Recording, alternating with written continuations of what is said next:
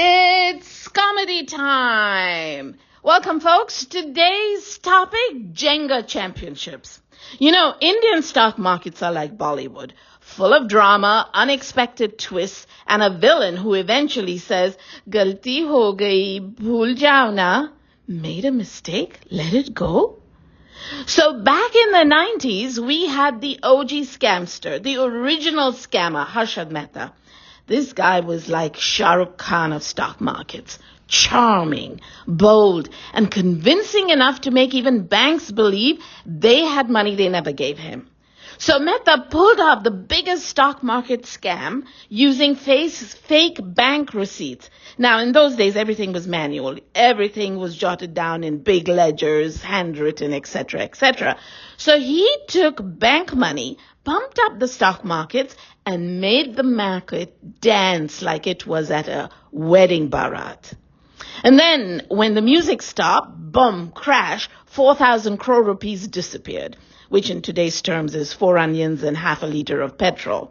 But now, to 2025, IndusInd Bank steps in saying, hold my beer. IndusInd's problem? Derivatives. Not like the math ones we hated in school. No. Financial derivatives.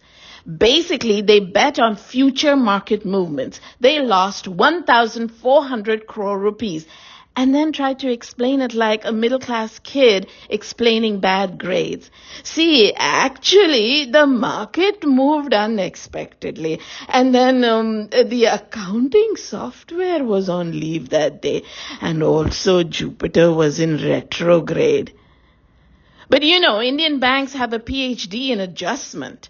They were like, oh, it's just a minor issue, nothing to see here. Meanwhile, the stock price was doing bungee jumping without a rope.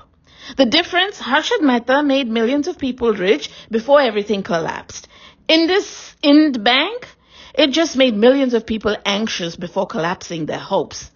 Harshad's scam was about exploiting loopholes in the system.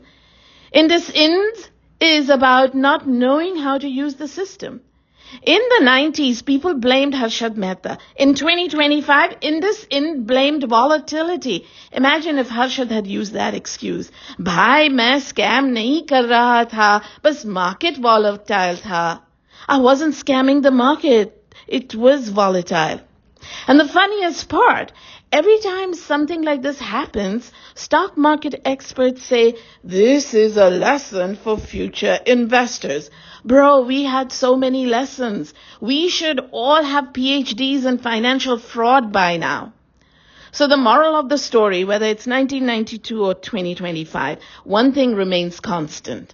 Someone somewhere is finding a way to play Jenga with India's financial system. And we, the Mango people, we're just watching, hoping our money doesn't get stuck in a scam. If IndusInd pulls another stunt, we might need a Jenga championship for Indian banks. Stay tuned for season 3 of Scam 1992, now featuring derivatives and technical glitches. Yeah, right.